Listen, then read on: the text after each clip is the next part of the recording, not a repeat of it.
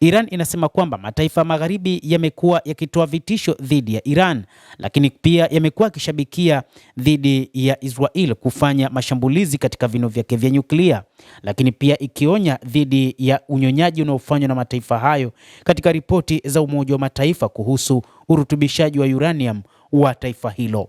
Kwa mujibu wa ripoti ya shirika la kimataifa la nishati ya atomiki, Iran inadaiwa kwamba imeongeza kwa kiasi kikubwa hifadhi yake ya uranium iliyorutubishwa hadi kufikia 60%, karibu kiwango cha 90% kinachohitajika kwa kuzalisha silaha za atomiki, kwa maana makombora ya nyuklia. Mataifa ya magharibi yamekuwa na hofu dhidi ya Iran kwamba huenda ikatengeneza makombora ya nyuklia, lakini pia hofu yao ni kwamba ikiwa nchi hiyo itakuwa na makombora ya nyuklia itakuwa ni taifa hatari sana katika eneo hilo la Mashariki ya Kati.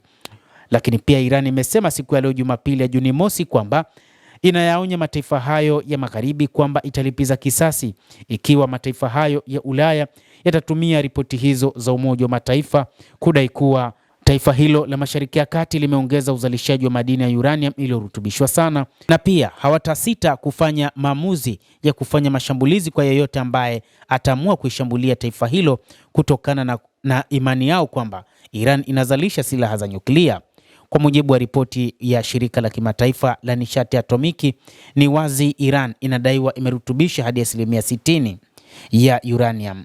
Ripoti hiyo inasema kuwa jumla ya kiwango cha uranium iliyorutubishwa cha Iran sasa kinazidi mara 45 ya kikomo kilichoidhinishwa chini ya makubaliano ya mwaka 2015 na mataifa yenye nguvu duniani, na ni takribani kilo 9247.6, ripoti ya shirika la habari la AFP imeeleza. Wakati wa mazungumzo ya siku ya Jumamosi ya Mei 31, waziri wa mambo ya nje wa Iran Abbas Araghchi alimwambia mkuu wa shirika la IAEA Rafael Gross kwamba Iran itajibu hatua yoyote isiyofaa ya pande za Ulaya kwa makubaliano ya mwaka 2015, akimaanisha Uingereza, Ufaransa na Ujerumani, mataifa yanayounda kile kinachoitwa E3. Mataifa ya Ulaya yameionya Iran kwa kuiwekea vikwazo ingeona mpango wake wa nyuklia unaweza kutishia usalama wa bara hilo. Hata hivyo, kulingana na taarifa hiyo, Araghchi amemtaka Gross kusimamisha nchi hizo kutaka unyonyaji, ripoti ya shirika la nyuklia kuendelea na malengo yao ya kisiasa.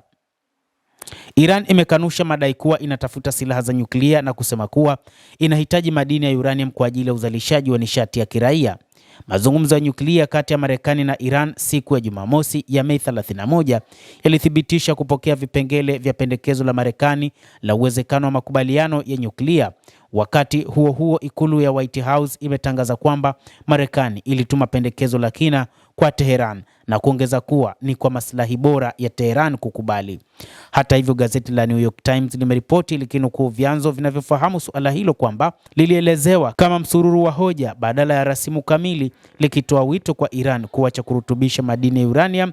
Baada yake inapendekeza kuunda kikundi cha kikanda ikiwa ni pamoja na Marekani, Iran, Saudi Arabia na mataifa mengine ya Kiarabu kuzalisha nguvu za nyuklia. Hadi sasa duru 5 za mazungumzo zimefanyika kati ya Washington na Teheran.